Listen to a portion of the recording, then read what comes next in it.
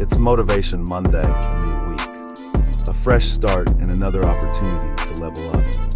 This is your moment to reset your mindset, refocus your energy, and realign with your purpose. Whatever didn't work last week, that's done. Today you move differently, stronger, smarter, more disciplined, because growth doesn't come from comfort. It comes from pressure and consistency, and showing up when it's hard. No excuses, no distractions, just elevation. The grind starts now, the discipline kicks in today. And the results, that's on you. Every move you make this week is building something bigger. So set the tone today, or spend the rest of the week trying to catch up. Because every Monday is a chance to rewrite your story, to step into a new version of yourself. This isn't just another week. This is your rebirth, Motivation Monday, powered by The Final Boss.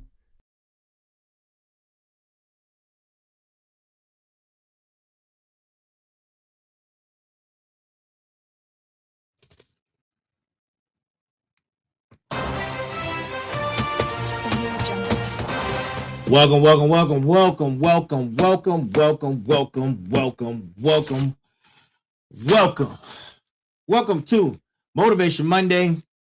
This is the Final Boss Podcast. Listen, I got a great show, as I always do. I always have a great show for you guys, right? Man, I got a great show for you tonight, right? And we're going to get into it in a few minutes, man. But listen, right? Listen. Go Time 2, all aboard. No, I'm sorry. Go Time 2. The train has left the station. Comes out Thursday. It comes out Thursday. It will be out this Thursday, man. Make sure you guys go pick it up. The book link is at the bottom of the page, right? If you haven't gotten Go Time 1, go pick up Go Time 1. Go pick up Go Time 1. It's still available. It's going to be available, right? Go Time 1 is available. That's the one I was referring to. All aboard the Fired Up Train. Go Time 1. You see it. All aboard the Fired Up Train is available. Go get it before you get Go Time 2, which comes out this Thursday, right? Comes out this Thursday. Listen, man, we got a great show for you tonight. If you would like, make sure, right, you have questions, concerns, you want to be on the show, shoot us an email at info@thefinalbosspodcast.com. That's info@thefinalbosspodcast.com, right? To get on the show, to get in the town hall, to do all of the things, right? Now. Yes, thank you, Chikandi. I appreciate you. Hello. Wyatt, salute to you. All right. Look, now, right? If you haven't, this is episode number 288. Man, we're closing in on 300. It will be here before you know it. Episode number 300, The Harvest Season 5 will be here before you know it. It is closing in. It is literally, we're approaching the countdown. So make sure that if you haven't, to get all caught up, go check out our website with all of our episodes. And that's www.thefinalbosspodcast.com. www.thefinalbosspodcast.com to see all of our episodes, right? Go see all of them. And for all of you who are new to the program, thank you. Yeah. I'm your uncle. That's right. I'm your uncle. Listen, if you have it, right? If you have it, make sure you do those two things, right? Make sure you do those two things. And as always, right? As always, the greeting of the day. Good morning, good afternoon, good evening, and good night. This is for entertainment purposes only. This is the Final Boss Podcast. I am the Final Boss, man. We are here. I am here. Let's get ready to get into the show because I have a great show for you tonight, man. But before we get into tonight's show, I need to break something down for you, right?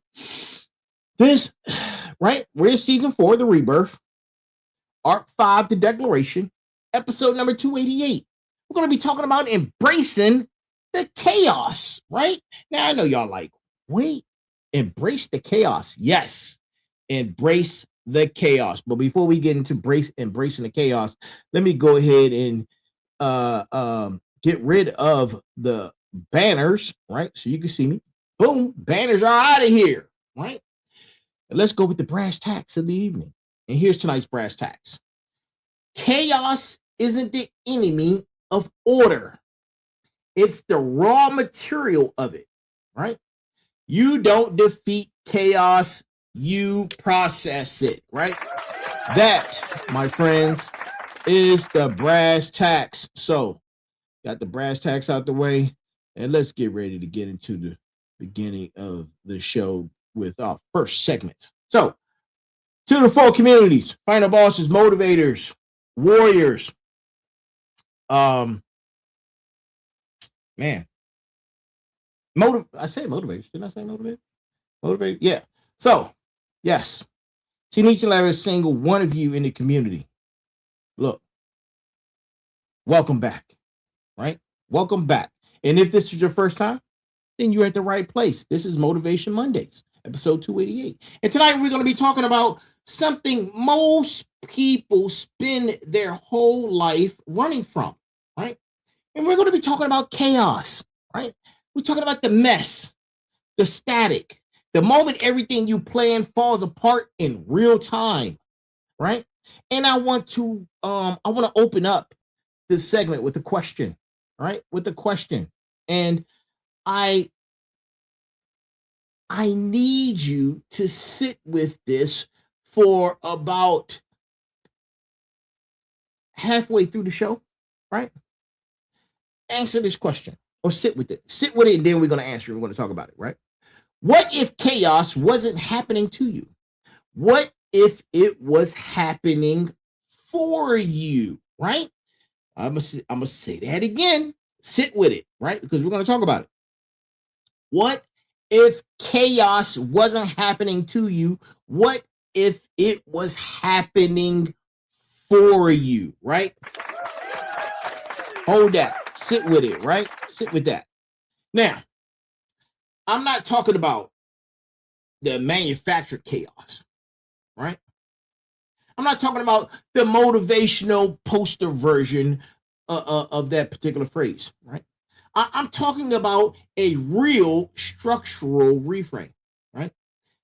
Every promotion I've ever earned in the military and the federal service and business came wrapped in chaos first, right?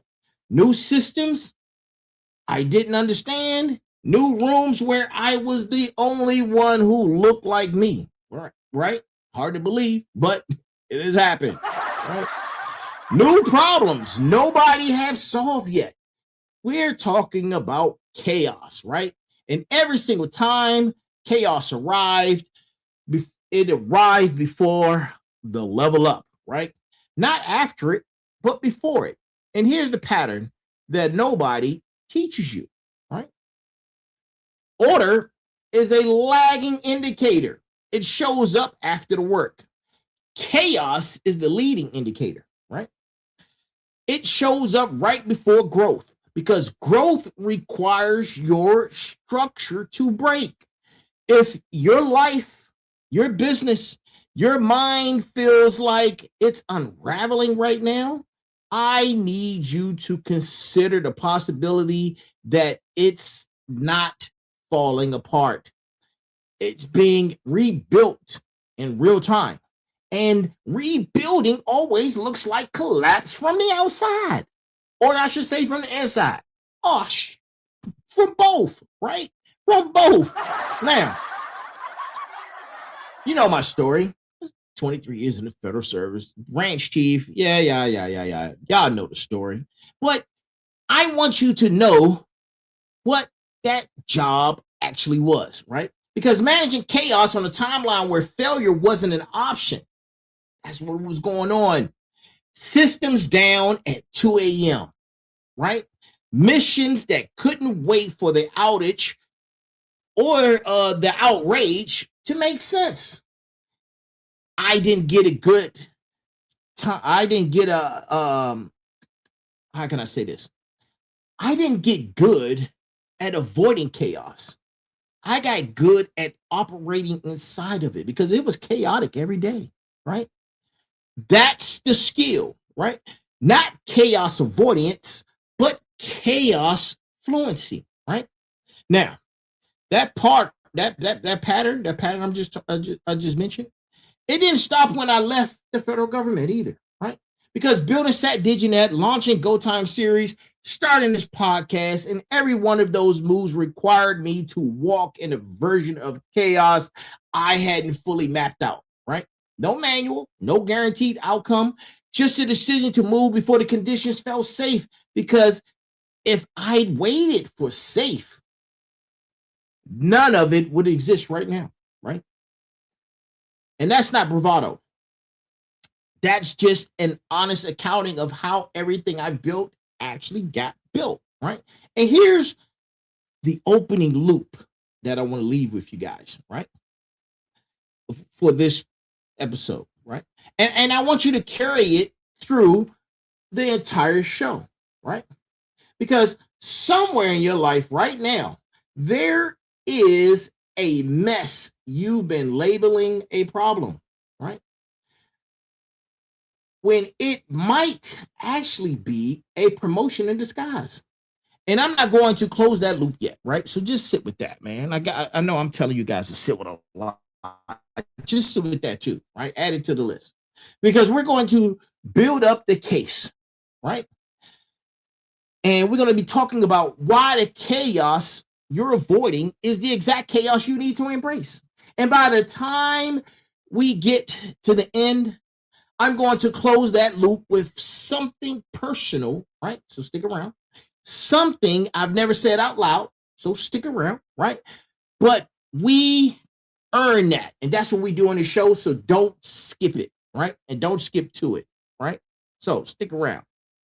And look, from this point forward, here's your assignment before we get into it, right? I need you to do two things. One, name the chaos, not vaguely, but specifically, right? The relationship, the business decision, the career pivot, the health scare, whatever it is, put a name on it because you can't embrace what you refuse to name, right? Vague chaos stays scary forever. Name chaos gets workable. That's not a metaphor. That's a mechanism. I need you to write it down, right? Because we're going to come back to it. So let's get into it. Right? Now, we got to get technical because that's what we do. So let's get technical for a minute, right? Because most people are using the word chaos wrong. And the mistake is costing them their growth. Chaos and disorder are not the same thing. Disorder is randomness with no underlying pattern.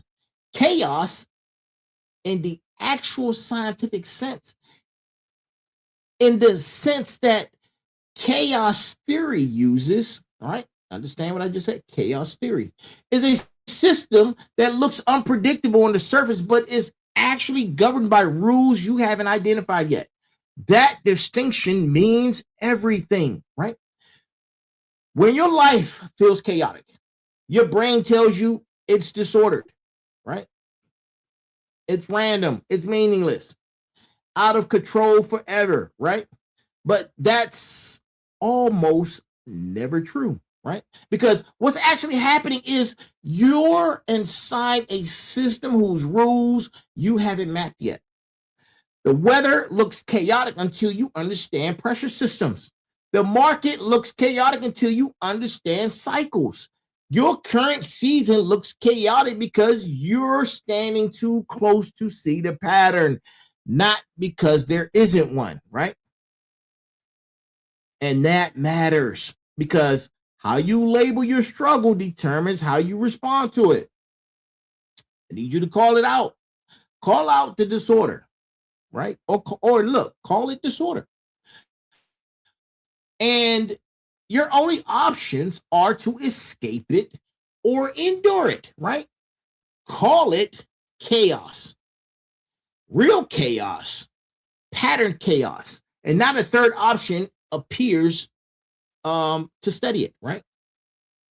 Learn its rules, because underneath every chaotic season of your life is a logic you can eventually decode, right? Where are my decoders at? Drop something in the chat, man, if you're a decoder, right? If you could read the pattern. And once you decode it, look, you don't fear that kind of chaos again. You've built a new capability, right? And I want to bring in the intellectual side of this thing, right? Because I don't hide from it anymore, right? We talked about that last night, but we're gonna get into it more tonight, right? And we're gonna get later on. We're gonna do a deep dive, right?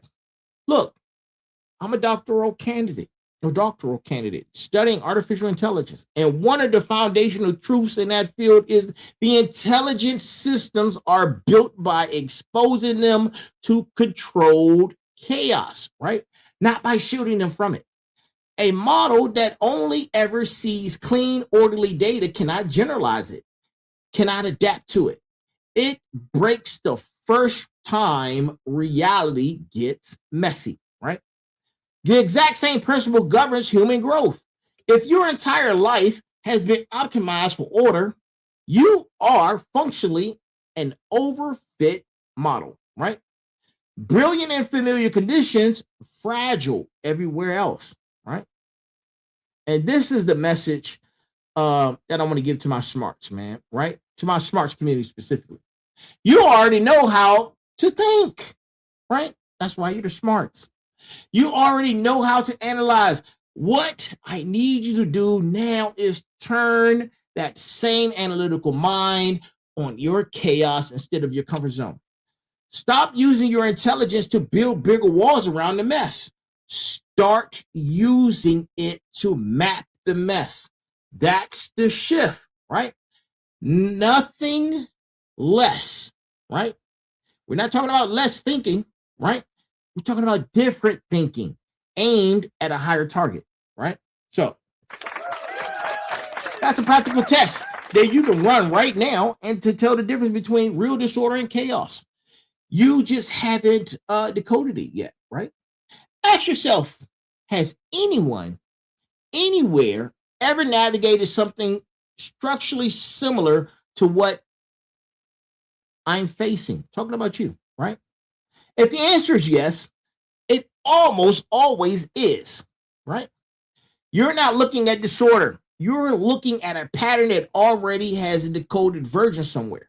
You just haven't found your access point to it yet. That reframe alone should lower your panic button by at least half, right? Let's lower the anxiety, right? So here's your reframe, right? Here's your reframe for this entire episode. The next time chaos shows up, don't ask, how do I make this stop?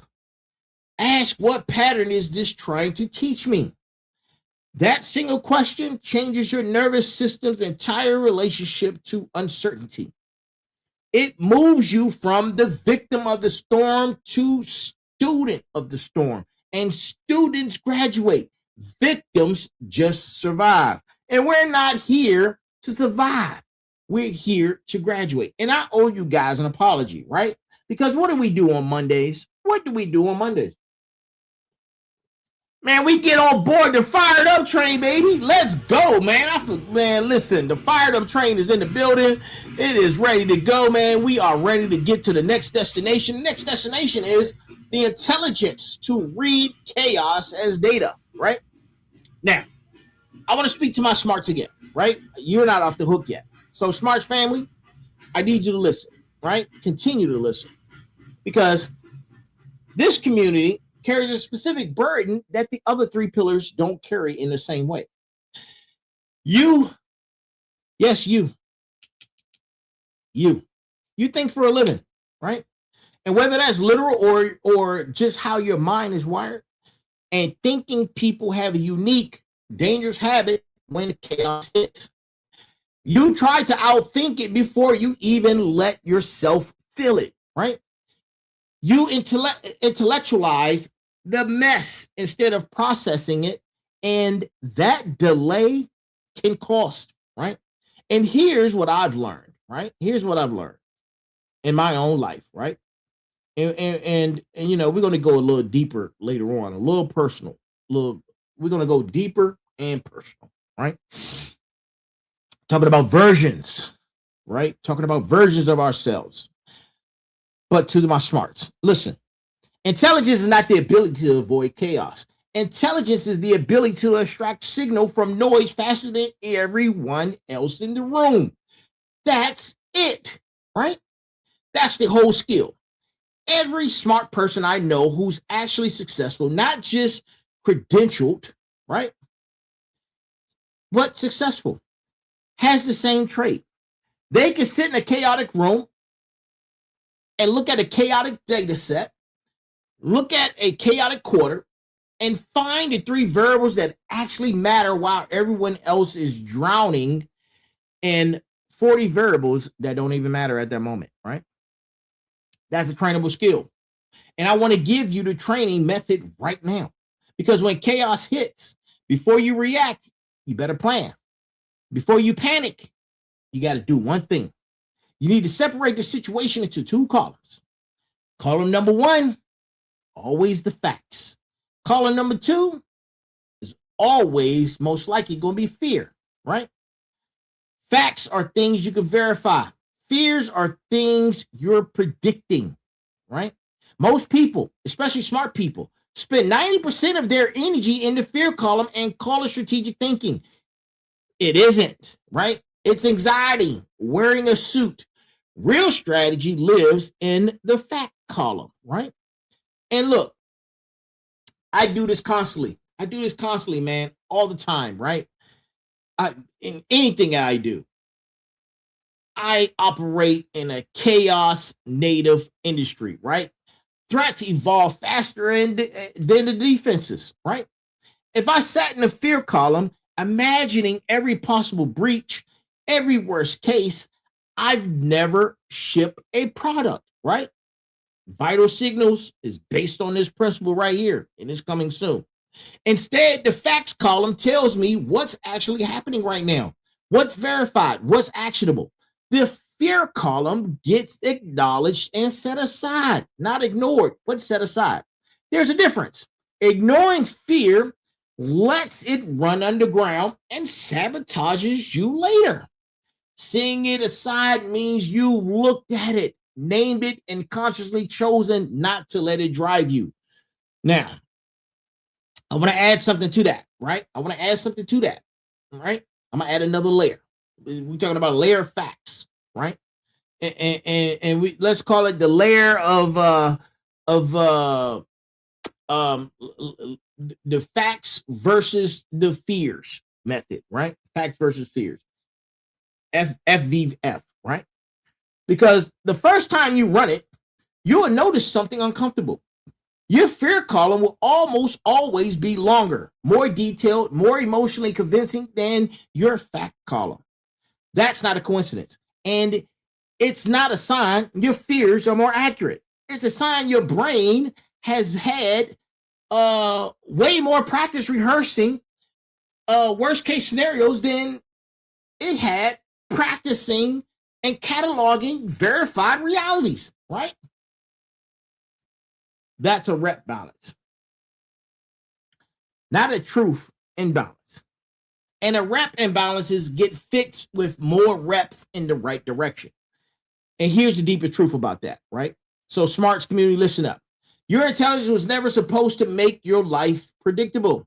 It was built to make you dangerous inside unpredictability.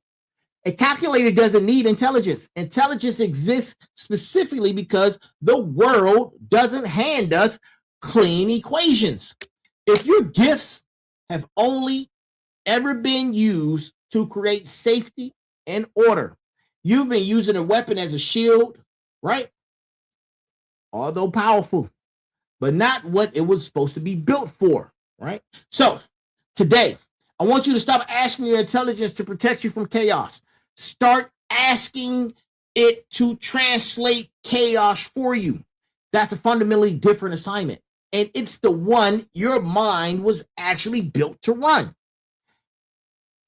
Listen, we're going to get personal, right? We're going to get personal about what happens when you spend years hiding exactly from this kind of intelligence, right? So let's go. Let's go. All right. Time for a cost confession. Time for a cost confession, right? So let's get to the cost confession. Next destination. All aboard the fired up train. Next destination. The cost confession. What hiding from chaos actually costs me, right? Let's talk about it. Let's talk about it, right? And this one's real.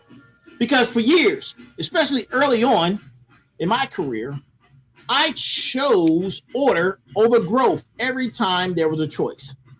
I took the safer assignment. I avoided the room where I'd be exposed as not having every answer. I optimized for looking competent instead of becoming exceptional because competent felt survivable and exceptional felt like a spotlight I wasn't sure I wanted, right? And that's something that I learned, man, even in basic training. The drill sergeants would tell you,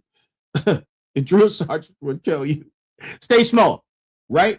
Because when you get big, everybody sees you, right? Shout out to the drill sergeant. Now, here's the cost. Every year I chose comfortable order over uncomfortable chaos. I was quietly voting for a smaller version of my life. And I didn't even notice the vote being cast. It doesn't feel like loss in a moment. It feels like stability. It feels like wisdom, right? I'm being smart. I'm being safe. That's what I was saying to myself. But stability without growth isn't wisdom. It's erosion with a better PR plan, right? Look, I could point to specific years, real years, where I know exactly where I gave up, right? Opportunities I didn't pursue because pursuing them meant walking into a room full of unknowns where I might have not looked like the smartest person present. Ideas I sat on for years. We're talking about Go Time. We're talking about this podcast. We're talking about business ventures. We're talking about all these things, right? Because launching them meant inviting chaos into a life I carefully ordered. I told myself I wasn't being strategic. Or I was being strategic, actually, right? I was being scared. And I dressed up the fear in a suit that said timing, right? That said timing. The confession underneath the confession is this. The chaos I was avoiding was never really external. It was internal. I was afraid of what happened if I let people see the full range of what I actually think, what I actually know, what I actually am. I ordered an environment, right? And I will let you control how much of yourself gets shown. Chaotic ones don't. Chaos exposes you, right? And I spent years choosing exposure avoidance over expansion, calling it maturity. And here's what changed it, right? Here's what changed it. It's the same thing that has changed over time, right? It's the same thing that changed over time. It is, man, right? It is. I was never avoiding what it was. I was afraid of what happens if I let people see the full range of what I was doing, right? What I had going on, right? Look, it's about exposure. Can you handle it, right? Can you handle it, right? Now, I was talking about what changed, right? And I mentioned to you, it was the same thing, right? I did the math, right? And on the other side of the ledger, yes, chaos costs you comfort, right? I say that all the time. Comfort is the enemy of growth. I say it all the time. But order, right? Order The wrong kind, the avoidant kind, costs you your ceiling.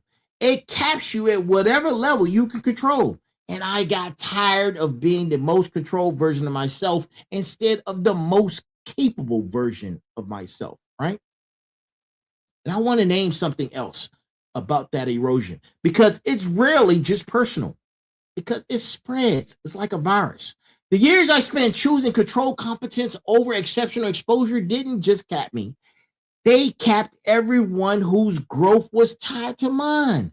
My team never got access to my full thinking because I hadn't decided to access it myself yet. That's the hidden line in the cost confession. It's never just the ceiling, right? Because if everyone's standing on your shoulders, who inherits the same ceiling without ever agreeing to it, right? And for my final bosses out there, listen up, right? This is your cost confession moment too, right? What has staying ordered actually cost you, right? Think about it. Not what has chaos cost you. We often obsess over the numbers, right? What has your addiction to order cost you? The relationship you didn't start, the business you didn't launch, the truth you didn't say. Sit with that number for a second because it's usually a lot higher than the cost of the chaos you were avoiding in the first place. We'll build on that later on, right? So keep track, right? Let's keep going. Let's get on board the fired up train. Let's get to the next station. Next destination is chaos at the level of the point where it's time to level up, right? And think about this. Where my gamers at? If you're a gamer, drop it in the chat. Drop it in the chat if you're a gamer, right? Listen, every video game you've ever played uses the same design principle, and it's not accident. It's a mirror of how much growth actually works in real life. You didn't level up in the calm rooms, you level up in the boss fight. The boss fight is chaotic by design, unpredictable patterns, escalating difficulty, mechanics you haven't seen before. That's not a flaw in the game. That's the entire point of the game. And that's why I'm the final boss. I am the final boss. And to my final boss communities, I built this identity around a simple truth. You're not meant to stay in a tutorial level of your life. The tutorial is safe because it's supposed to be safe. It's teaching. It's teaching you the controls. But if you're still living in a tutorial mode at 30, 40, 50 years old, avoiding every fight because fights are chaotic, you're not being careful. You're refusing the game you already paid for with your only life that you have, right? Listen. Here's the mechanic that nobody explains clearly enough, right? Because the size of the chaos you're facing is directly proportional to the size of the level up available to you. Small chaos equals small growth. Massive chaos, the kind that makes you question everything. Listen, I had a moment the other day that brought this on right here, right? That brought this on. And I was emotional. I had big grown man tears, man. Big grown man tears, right? Because I was questioning everything. And look, that's not punishment, right? And I can talk to you guys. This is a community. This is what we do, right? And this is the game. Recognizing if you're ready for a bigger drop. Because bosses don't get harder because the game hates you. They get harder because you got stronger and the game is calibrating to that exact moment, right?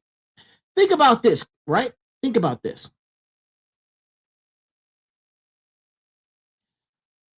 Every time I've scaled something, launched something, the chaos scaled right alongside it, right? more moving parts, more unknowns, more ways to fail publicly instead of privately, right? If I'd waited for the chaos to reduce before I moved, I'll still be waiting. The chaos doesn't reduce as you grow. Your capacity to operate inside of it does.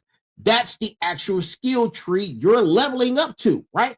So here's what I need my final bosses to internalize tonight. Look, stop asking, when will this get easier? That's the wrong question.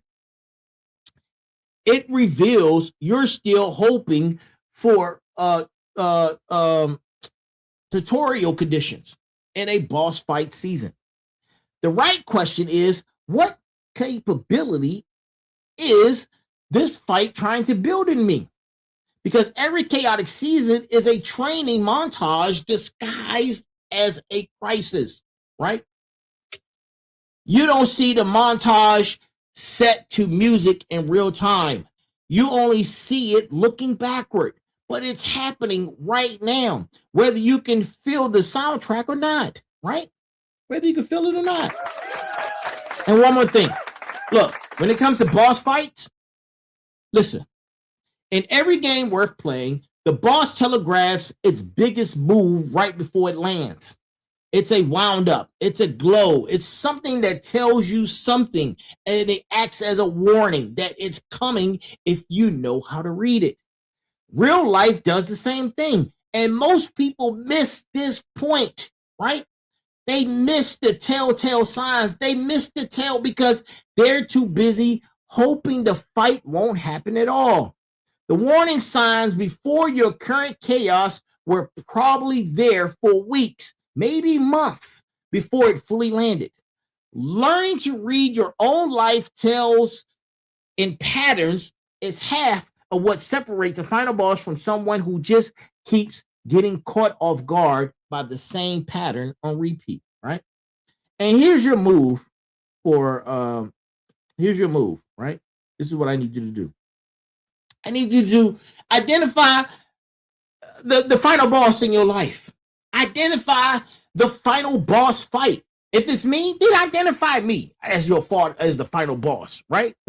Identify me. Listen, you're in a fight. You're always in a fight. This is life. You're in a fight. I need you to identify the final boss.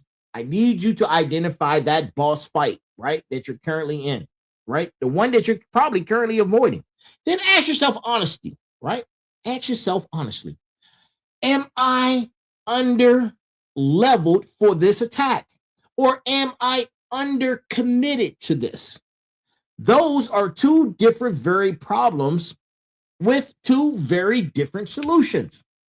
Under leveled means you need reps, mentorship, time. Under committed means you already have what it takes and you're just refusing to fight, to swing. You need to know which one you're dealing with before we continue, right? Because we're not slowing down. We're not slowing down. And the fired up train is ready. The fired up train is ready. And our next destination is the uncomfortable verdict. Look, you don't fear chaos. You fear yourself, right? So let's talk about it, right? Let's talk about the uncomfortable verdict. Look, I want you to actually let this one land instead of deflecting it. Because deflection is the whole reason it needs saying anyway. You don't fear chaos. Chaos is neutral. Weather doesn't have malicious intent.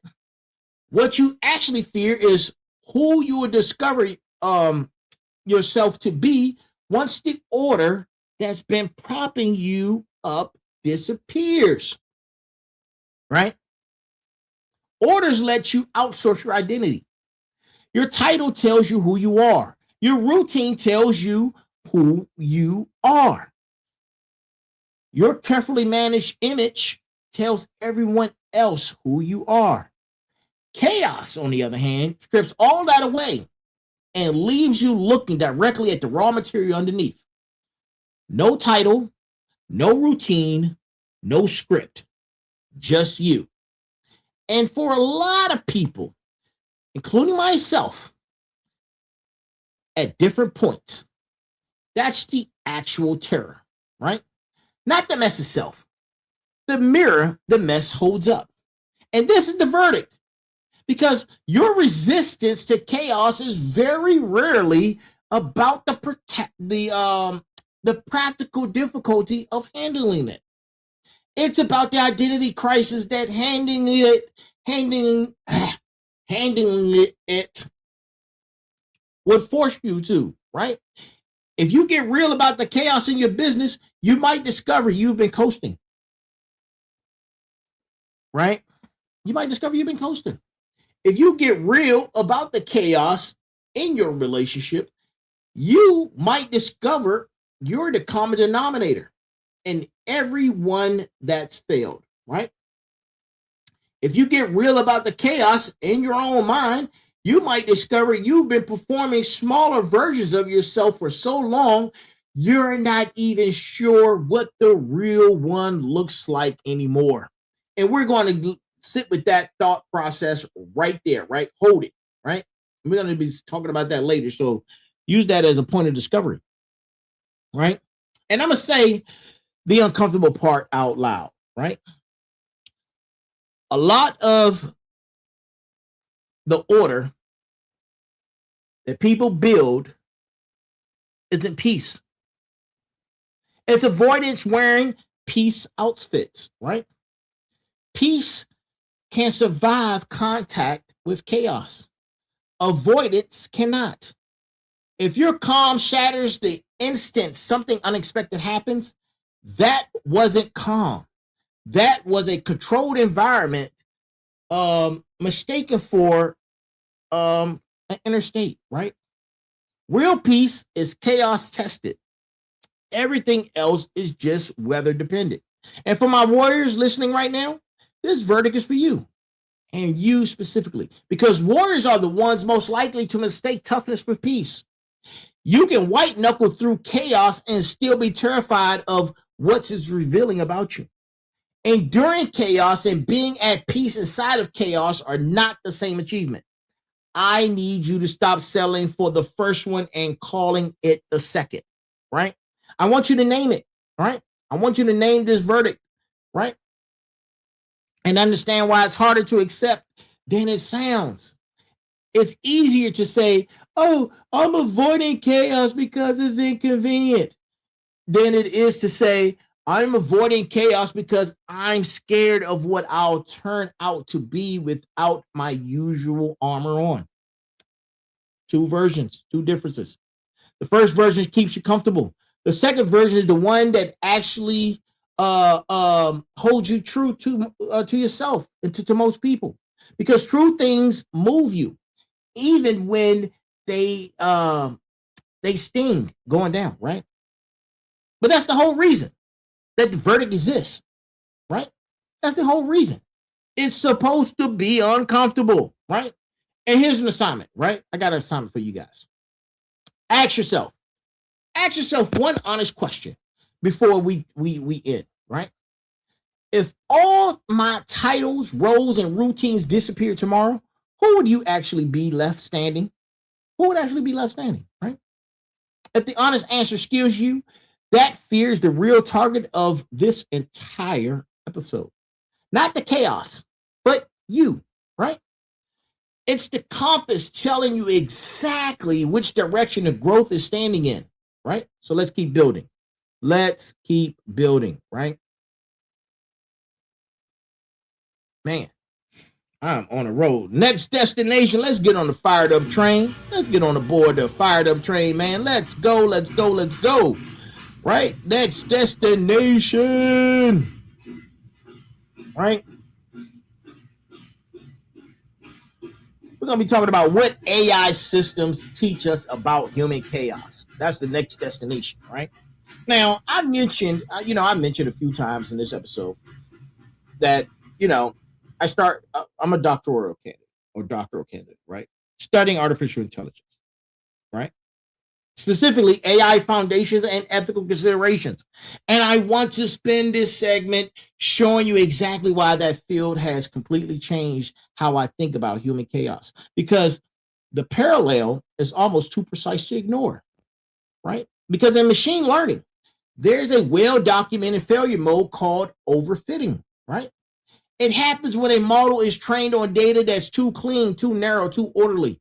The model gets extremely good at that specific controlled data set and then completely falls apart the moment it encounters real world conditions.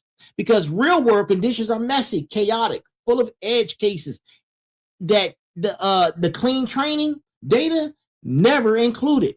The fix isn't more order. The fix is deliberately introducing controlled chaos during training, right? We're talking about noise. We're talking about variation. We're talking about adversarial examples, right? Conditions designed to be unpredictable, because that's the only way to build a system that generalizes, that actually works when it matters, not just in the lab, right? Human beings work the same way. I don't think that's it's not a coincidence, right? It's not a coincidence. I think it's a fundamental principle of how many intelligence systems there are, artificial or biological. And think about how actually those things develop robustness, right? If your entire life has been training data of comfort, predictability, and controlled outcomes, you will overfit to comfort. You'll be devastatingly capable in familiar conditions and shockingly fragile the moment life hands you something over training that the training never covered. That fragile state isn't a character flaw.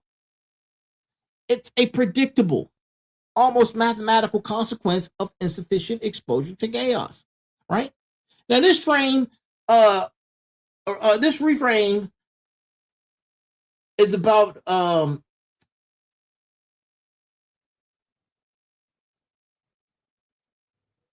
how parents, right? Or you know what? This is how I parent my own thinking. Let's say that, right? How I run everything that I run, how I build this podcast. I don't try to shield every part of it of my life from disruption anymore. I look for the productive chaos, the kind of stress test, right? A plan, a version of myself, or before reality does it for me on a much less forgiving timeline, right? I wanted the intellectual foundation laid first, plainly, because this isn't abstraction to me. It's literally what I study, and it's literally how I try to live, right? And there's one more piece of that research worth bringing in here, right? Because it applies directly.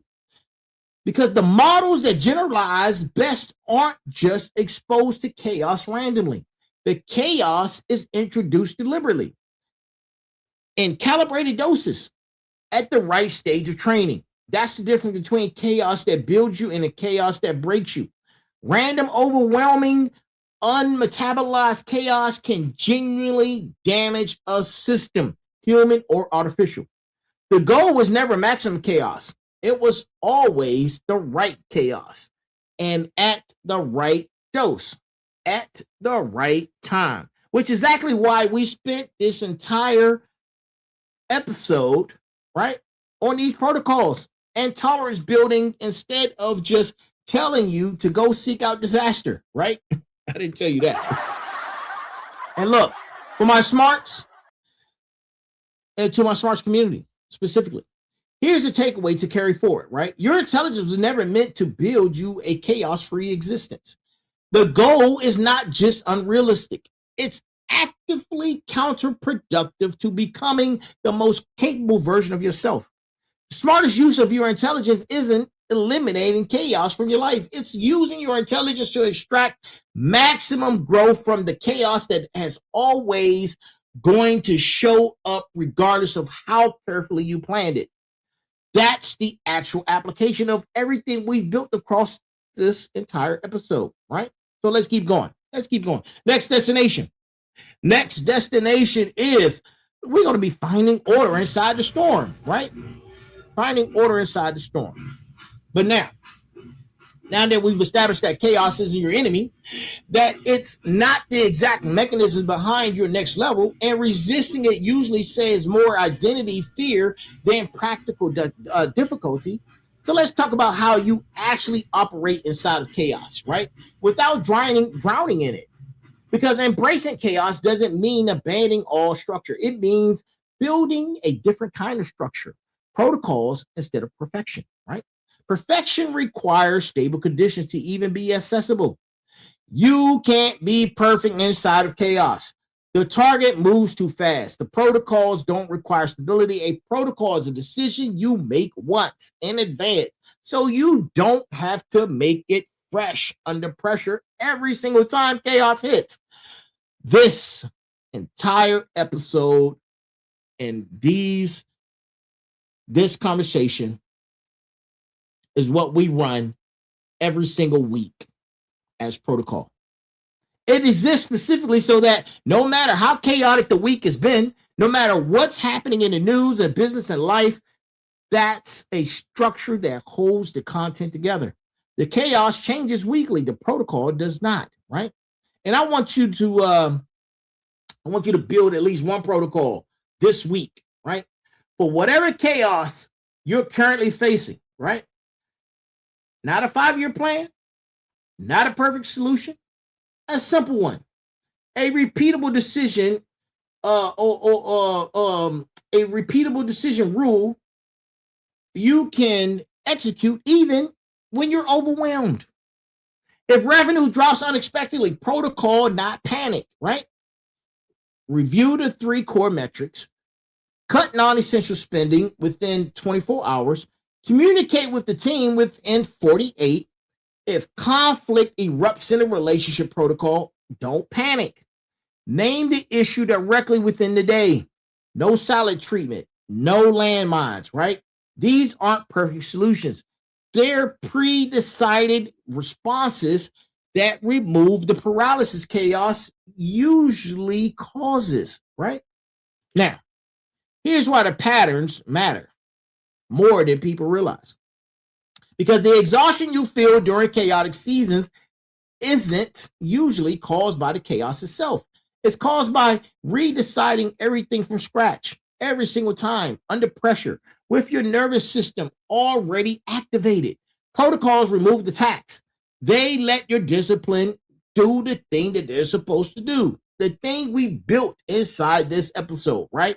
And you're able to actually execute without requiring perfect conditions or perfect clarity, right?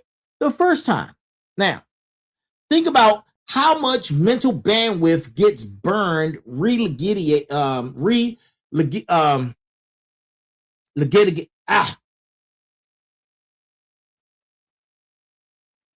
I can't say it. I can't say it. It's on the tip of my tongue. What word is that?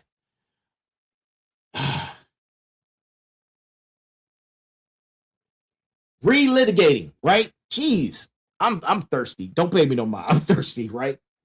Listen, relitigating the same decision every time a familiar chaos surfaces. If every argument requires you to redecide in the moment whether you're a person who stays calm or a person who escalates, you're spending limited willpower on the decision you could have made once in advance and never had to remake it again. That's the actual efficiency protocols that it gets you, right? It doesn't mean less chaos. It means less decision fatigue inside the chaos that was always going to show up, right? Chaos is always going to be there, right? Now, I want to caution you. I'm going to caution you a little bit here, right? Because I don't want anybody to mistaken what I'm saying for permission to over-engineer everything. Protocols work because they're simple enough to execute when your capacity is overtaxed. The moment a protocol requires 10 steps and a flow chart to remember under pressure, it stopped being a protocol and started being one more thing chaos can break. Keep it brutally simple. Keep it KISS method, right? Keep it simple, stupid, right? If you can't recall your protocol from memory while stressed, tired, and caught off guard, it's not ready yet. You need to simplify it until it survives those conditions. because those are exactly the conditions it was built for. And this is the maturity move, right? This is the maturity move, right? And it's what separates people who genuinely embraces chaos from people who just claim to while quietly falling apart every time it shows up. Embracing chaos was never about liking the mess. It's about having pre-built protocols sturdy enough that the mess doesn't get to dictate whether you function. You don't need the storm to stop. You need a system built to run in the rain. There's a difference, right? Build one this week. Survive it, right? Look, we're getting ready to bring it on home. Next destination, right? Next destination, right?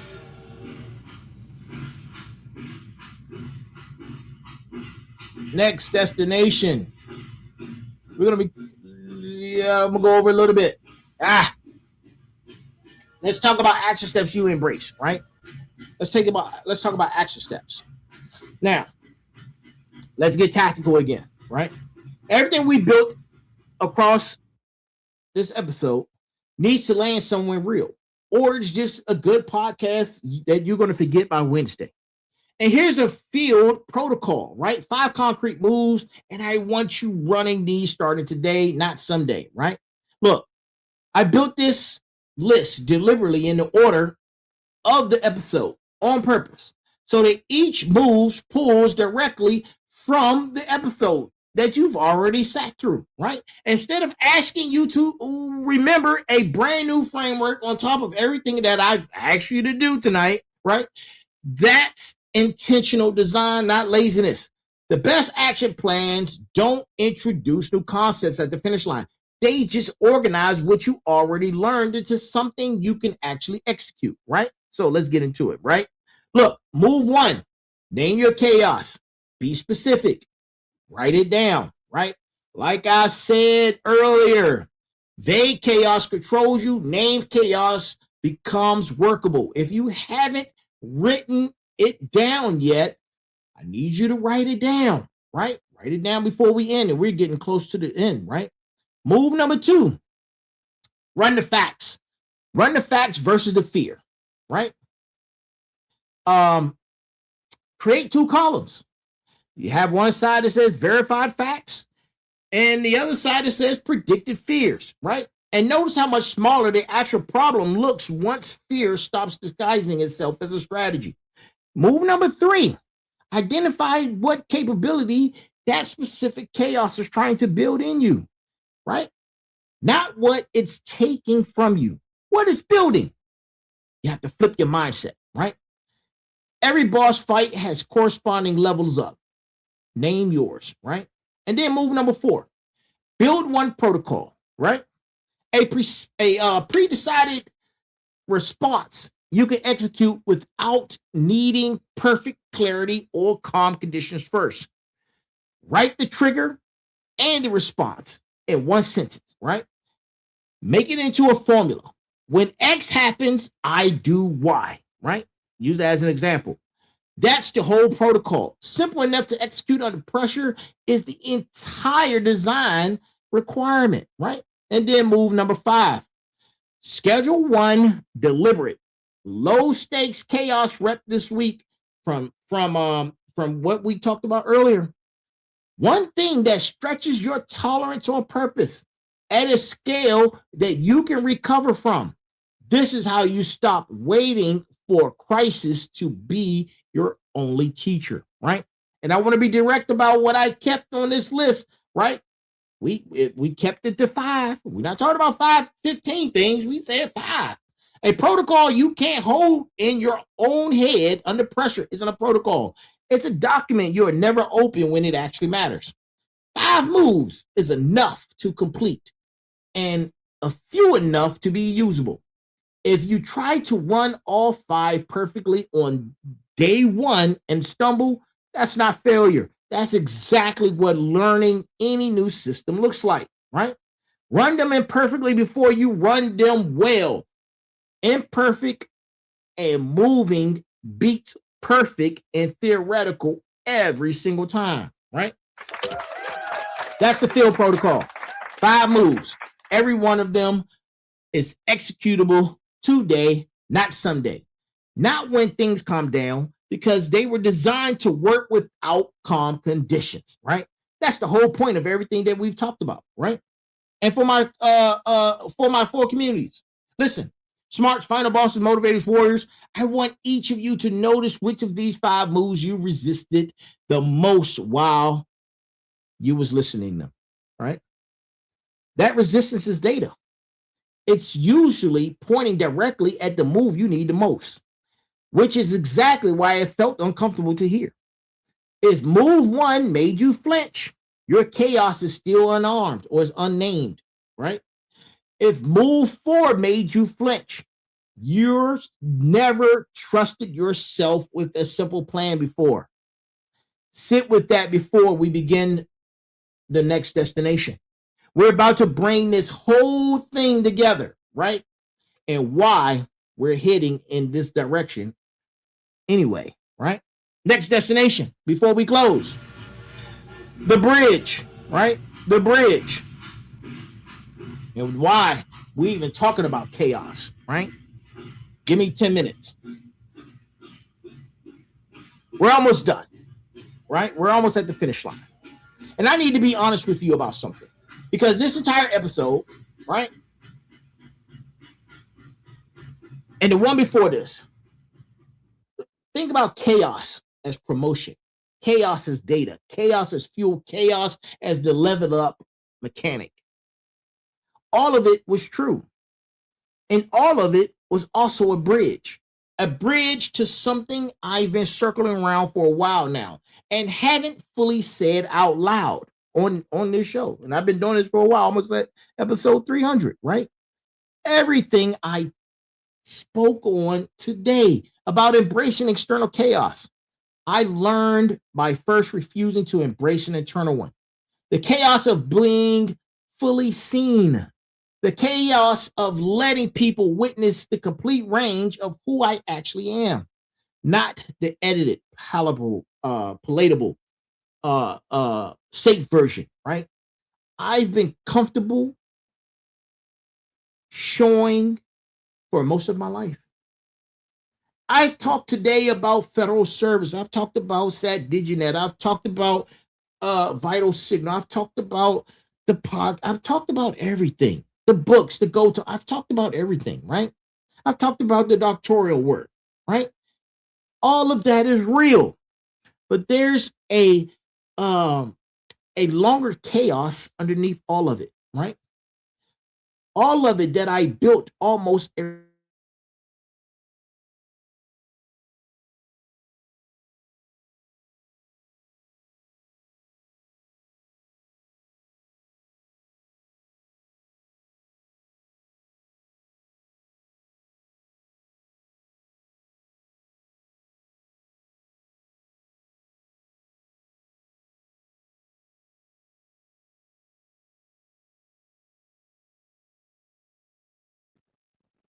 my check, my check. Okay, good. All right, sorry about that.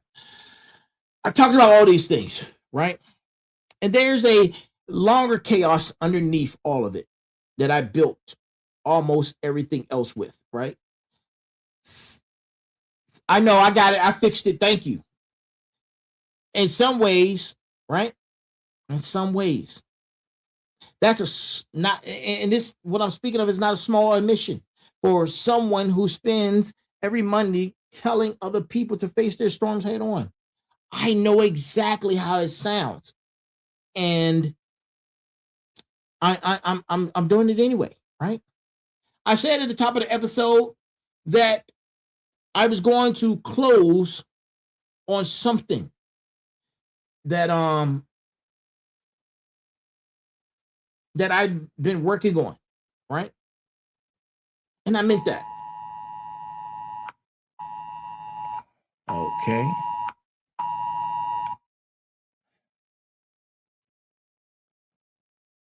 Something, right? Mm.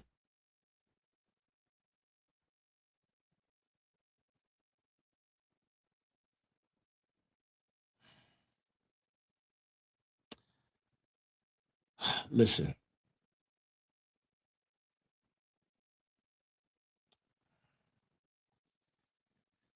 there's a lot going on, right?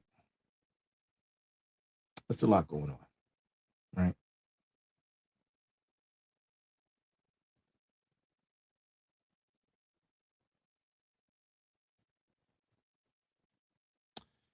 Nothing you heard in this entire episode is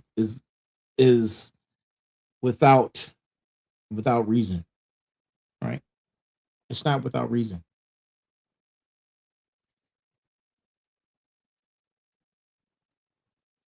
I structured it this way for a reason. This entire episode, right? Speaking of relaying it back to my own truths, right? Not wrapped in metaphors, but my own truth, right? And some truths, especially the personal ones, they land differently when the audience has walked the intellectual path to understand why the truth matters, instead of receiving it in a cold state, right? I needed to give you the framework.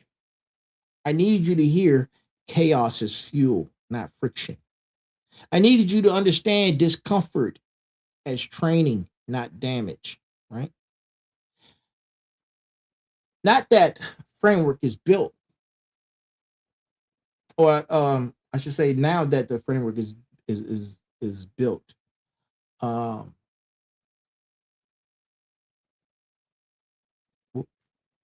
what is going on? That's really weird. Now that the framework is built, and I could tell you the personal version without sounding like an isolated confession. It's the culmination of everything we just spent in this last episode. Because nothing you heard in the last pieces of the last thing we talked about at the last destination, all of it meant something. And it was leading up to this moment, right? It was the runway. And every runway exists for exactly one reason: to get something real off the ground, right? Look, I've sat with whether to say this out or say it on the show, but this is the arc of declaration, right? And I admit, it's one thing to teach a framework, it's a different thing to entirely hand the audience the actual unedited proof that the framework worked on a person, because the person that's teaching it was living it, right? But that's the whole difference between a motivational episode and an honest one. And after everything we built today, an honest one is the only version worth putting my name on, right? So here's the bridge, plainly, because everything I spoke on today about embracing chaos, I'm about to practice in real time right here as we close out in front of you, the four communities, right? And this isn't a motivational wrap up. It's me doing the exact thing I spent 14, whatever, how many segments telling you and asking you what to do. Name the chaos, facing the identity, fear underneath it, right? Not performing peace, but building it live right now.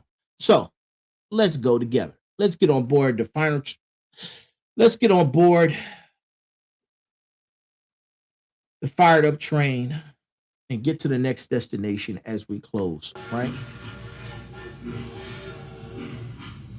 And you're wondering what threw me off. That was a child abduction notification. And those always throw me off, man. Right? Yeah, they throw me off. But let's continue. Next destination, the closure. The apology I've owed everyone for a long time. And I want you to hear this, right? Because I need to do this and I need to do it right here, right? And I need to say it so a lot of people can see it, right? And I want to do this without softening it into something more comfortable than it needs to be. Because softening it would be exactly the old pattern this whole entire episode has been about. And trying to break those methods, right? And I'm apologizing for not, to everyone, I'm apologizing for not being my true self. That's right. I said it. I've been apologizing for not being my true self, not my performed self, not my strategically palatable self, my true intellectual self. I've spent most of my life playing coy about how much I actually know, how deeply I actually think, how far my mind actually goes when I let it run without editing itself for the room. I did that on purpose. And for the longest time, I did it. And I want to tell you exactly why, because the why matters, right? Listen, and this isn't for vanity purposes, man. This is me giving you the straight, right? And those who know me know, they know, right? Look, I was a straight A student. I was a gifted and talented programs. I was in every science, math program you could think of. I won spelling bees, man. I won science fairs. I had a GPA of 3.8 and above consistently. And growing up, that made me a target, right? I was teased constantly for being smart, for being what the other kids called a nerd. And I got into fights over it more times than I could count. And I want to say this plainly because it's true and because it matters to the story. Look, your boy never lost a fight. I never lost a fight, right? Not one. Not because I was looking for the fight, but because I refused to let being intelligent make me an easy target for people who decided smart and weak were the same thing. I was a nerd who could fight, and that combination confused people because it didn't fit the box they wanted to put me in, right? But here's what that season taught me. And it's the part I'm actually apologizing for. Because somewhere in absorbing all of that, I learned a valuable lesson. And that lesson is I never should have internalized, right? I learned that being smart wasn't cool. So I adopted. I built a version of myself that could move through rooms without triggering the old target on my back. I learned to dim it. I learned to play coy, right? To let people underestimate exactly how much I was processing, how far ahead I was actually thinking, because being underestimated felt safer than being fully and risking the old rejection all over again, right? And I carried that adaptation into adulthood, into rooms where it was no longer protecting me from anything. It was just quietly capping, right? It was capping me, as the kids would say. The exact overfitting we talked about earlier in this segment, right? Because I built a life, a career, right? Many years of it, partially inside a strategy designed for a middle school hallway that stopped existing decades ago, right? And I want to apologize to the people who only ever got a dimmed version of me. To my team, to my audience, some of you in the earliest seasons of this very show, myself most of all, for the years I spent negotiating my own intelligence down to a size I thought other people could tolerate. That apology is also the final closure of the open loop from this segment earlier. The chaos I asked you to name, the mess I told you might actually be a promotion in disguise. Mine was this: the discomfort of finally being fully seen. And I'm not dimming it anymore. Not the doctoral work, not the depth of thought behind the podcast, not any of it. Smarts, Final Boss, Motivators, Warriors, whichever community you belong to today, embrace your chaos the way I'm choosing to embrace mine. right now, out loud, unapologetically, and do it for real, right? This has been the Motivation Mondays, episode number 228. Embrace the chaos. I am the Final Boss. This has been the Final Boss Podcast. Season 4, the Rebirth, Arc 5, the Declaration, episode 288. Ladies and gentlemen, that is our show. Thank you for joining us. Listen, man, embrace the chaos. And to all of those out there, man, it's okay to be smart.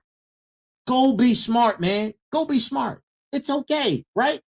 Look, there's a heavy pain that comes with discipline, but there is an even heavier pain that comes with regret.